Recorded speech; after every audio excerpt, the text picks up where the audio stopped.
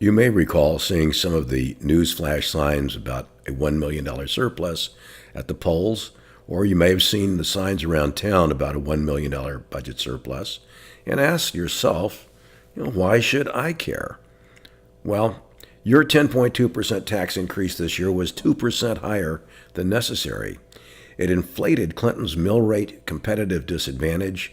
It provided no additional value or services, and it will add to Clinton's already bloated $6.2 million undesignated fund. The return from that very conservatively invested fund is miserably low, and large surpluses undermine confidence and tarnish credibility with taxpayers. Other than that, no problem. Taxpayers deserve some answers about how this happened. The revenue expectations from the state were volatile, to say the least. In the Board of Finance's defense, they had no idea what to expect. So we now have an embarrassment of riches that to date is $782,000 more in revenues than budgeted. With a $400,000 to $500,000 expense to budget surplus materializing, the total surplus could easily exceed $1 million. That is just on the town side. We have no idea what the education surplus may be, if any. They have found it politically expedient to spend down any surpluses. So let's look at the town side and start from the beginning. Clinton was facing a huge threat of lost funds in state grants, as much as $6.3 million. That is the equivalent of 6 hurricanes in 1 year, with no FEMA reimbursement to count on. It posed an existential threat to our ability to borrow money at reasonable rates, and it prompted the Board of Finance to take a middle-of-the-road approach and reduce the expected education cost-sharing grants from $6.3 to $3.3 million. The risk was that the entire $6.3 million would be cut from the tax, and taxpayers might have received an additional tax bill mid-year to make up all or a portion of the deficit. The Board of Education made no adjustments in anticipation of these cuts in state funding. Taxpayers and taxpayers alone were left to fill the gap.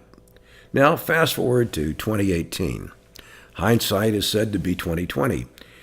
And as it turned out, Clinton has received $5.6 million in cost-sharing and special education grants, almost $1 million more than budgeted. Overall, through May 15, Clinton has received over $781,000 more in revenues than budgeted for the entire year. More revenue is expected to come and could easily exceed $800,000 in the revenue surplus. The news from the expense side of the ledger is also encouraging, with an unspent balance through April 30th of $10.7 million.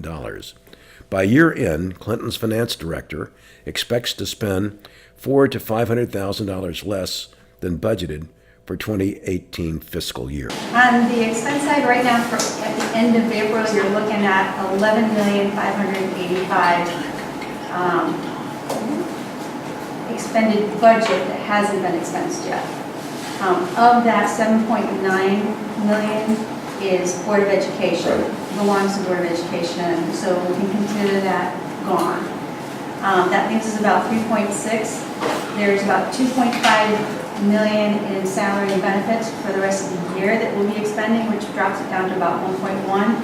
And of that, we have already spent 640,000 in May on top of this, so we're going to end up somewhere between $400,000 and $500,000 at the end of the year, under budget on expenses, if we don't have additional expenses or storms that might run over. So that would leave us a surplus of about 1.2 in total? Possibly. Okay.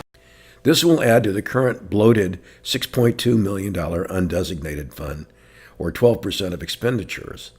Board of Finance policy is to keep only 10% of annual expenditures in reserve. If we already have $1 million or 2% over that goal. Add another $1 million to this with this year's surplus, and the $800,000 We are long overdue in FEMA reimbursements for Hurricanes Irene and Sandy, and Clinton soon will have an $8 million undesignated fund with $2.8 million more of taxpayer funds than called for by the Board of Finance's established policy. That becomes very tempting to tap for off-budget expenditures that were never presented to the voters at referendum and approved by less than 50 people attending a town meeting.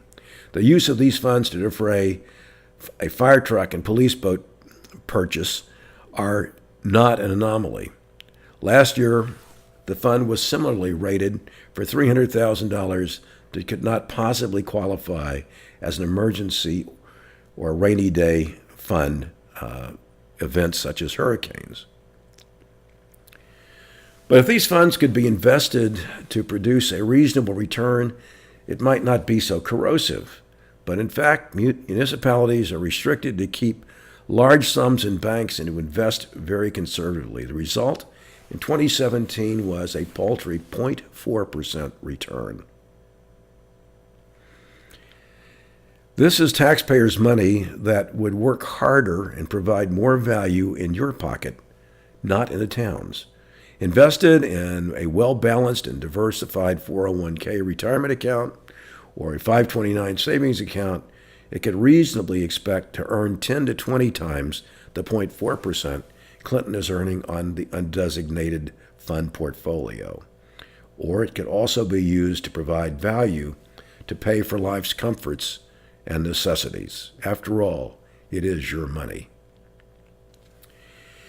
If the 10.2% tax increase this year isn't enough reason to prompt you to vote no on June 6, maybe this $1 million surplus is. And if you didn't care before, I trust you do now. Thank you for watching.